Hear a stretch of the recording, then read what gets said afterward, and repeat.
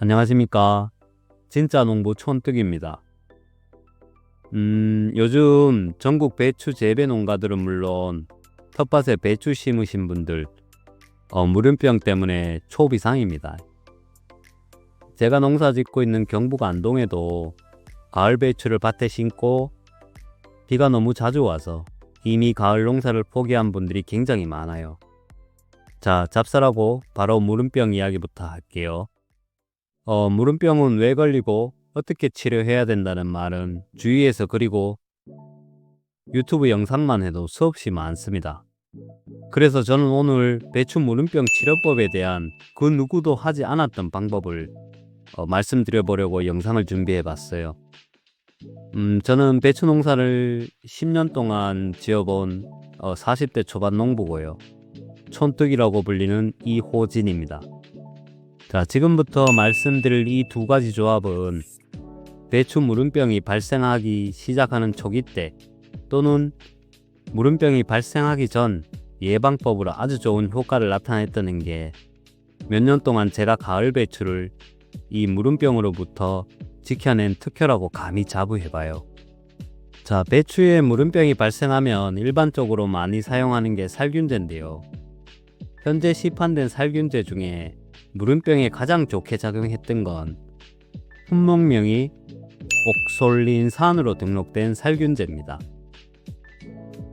자, 저희 지역에는 일품이라고 상표명으로 등록된 농약을 많이 사용합니다. 여기에도 옥솔린산이 20% 정도 함유되어 있고요. 일품이라는 이름 위에도 많은 제품명으로 시판되고 있는데 가까운 농약방에 가셔서 품목명이 옥솔린산으로 된 농약을 처방받으시면 됩니다. 실제로 물음병 증상이 보인다 싶을 때 일주일 간격으로 이 옥솔린산을 2번에서 3번 정도 방지하면 사실상 물음병은 거의 잡고 들어가는 셈이에요. 살균제를 처방하실 때 전착제를 조금 넣으시면 효과가 조금 더 나을 거예요. 그런데 저는 여기서 한 가지를 더 넣는데요. 바로 규산가리입니다.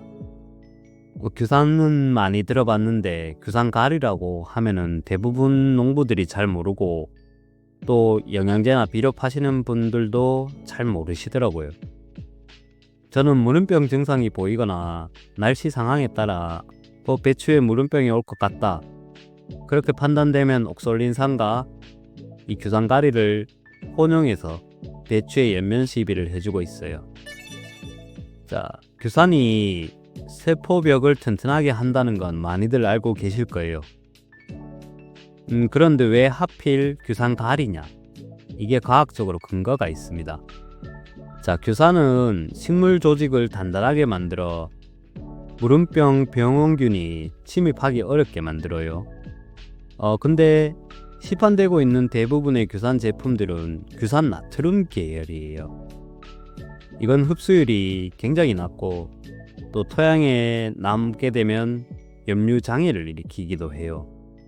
이 토양에 염류 장애를 일으키면은 배추가 성장하면서 필요로 하는 영양분들을 배추가 흡수를 하기 굉장히 어려운 조건으로 변해버립니다. 반면에 규산가리는 규산과 칼륨이 동시에 작용해요. 자, 규산이 세포벽을 단단하게 해주는 것과 동시에 칼륨이 세포 내 수분 밸런스를 맞춰서 병든 조직이 썩지 않게 도와주는 역할을 해요.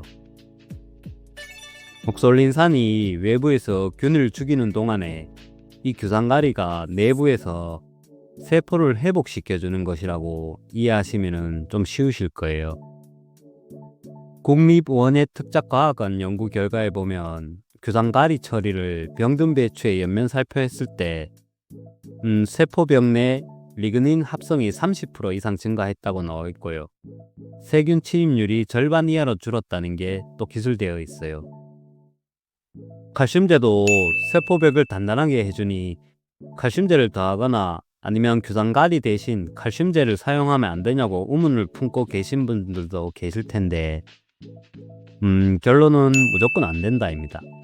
왜냐면 옥솔린산은 pH 5.5에서 6.5 사이에서 가장 안전적으로 작용하는데, 이 칼슘제는 대부분 pH가 8에서 9 이상 알칼리성이 강한 편입니다. 자, 이렇게 되면 옥솔린산의 유효 성분 구조인 하이드록시피리딘계라는 그 성분이 분해가 돼서 실질적인 살균력이 상실하게 되는 거예요. 맹물에 칼슘만 넣고 치는 꼴이 되는 거죠. 자, 그리고 실제 액상으로 된 규산, 특히 규산 나트륨에 칼슘제를 섞으면 이 두 가지가 혼용을 해서 응고가 되는데, 이게 규산 칼륨으로 변하게 돼서 식물이 흡수를 하지 못하는 상태로 변하기 때문에 절대로 섞으면 안 됩니다. 자, 이쯤 되면 규산가리를 팔기 위한 영양제 광고라고 오해하실 수도 있을 거예요. 근데 제 이름 걸고 이 영양제와는 아무런 상관이 없습니다. 실제 제가 쓰는 규산가리 제품은 영상 아래 댓글에 링크를 걸어 놨으니까 필요하신 분은 그 제품을 구입을 하셔도 될 것 같아요. 사실 농약 제품과 영양제 같은 이제 식물의 연면 시비를 하는 진짜 정석은 단독으로 희석 비율을 약하게 해서 3일에서 5일 간격으로 자주 하는 것이 이 최상의 효과를 기대할 수 있는 방법입니다. 자, 예를 들어서 영양제를 500배, 1000배로 물과 희석해서 쓰라고 제품 설명에 나와 있으면 이걸 반 또는 3분의 1로 나누어서 2000배, 2500배로 나누어서 자주 해주는 것이 효과를 가장 극대화시킬 수 있는 방법입니다. 자, 근데 이렇게 하면 거짓말 조금 못해서 약만 치다가 끝낸다는 말이 절로 나올 거예요. 실제 많은 분들이 배추에 무름병이 돌기 시작하면 치료가 불가능하다는 말을 굉장히 많이 하세요. 정확히 말씀드리자면 치료는 돼요. 다만 병반이 보이는 초기에는 가능하다는 거예요. 그래서 꾸준한 예찰만이 답이라고 말씀드리고 싶습니다. 사람이든 식물이든 병이 오기 전 예방이 우선입니다. 예방법은 대부분 분들이 알고 계시지만 밭두둑은 높게, 또 배추 간격은 40cm 이상으로 넓게, 심으면은 통풍이 잘 되기에 습이 머무른 시간이 짧아요. 그렇게 되면 무름병은 거의 오지 않습니다. 자, 오늘 말씀드린 옥솔린산과 규산가리 병행법, 이거 한 번만 제대로 써보시면 아마 무름병에 대한 걱정이 내년부터는 많이 사라질 겁니다. 자, 이 짧은 방법을 설명드리기 위해서 시간을 좀 많이 잡아먹은 것 같아요. 자, 농사를 병행하면서 영상을 만든다는 게 사실 쉬운 건 아닌데, 다음번에도 남들이 쉽게 알 수 없는 진짜 도움될 수 있는 정보를 가지고 한번 찾아와 볼게요. 배추 무름병 이외에도 농사에 관련된 질문이 있으시면 댓글로 남겨주시면 제가 알고 있는 최대한 정보로 답변 드려보겠습니다. 자, 감사합니다.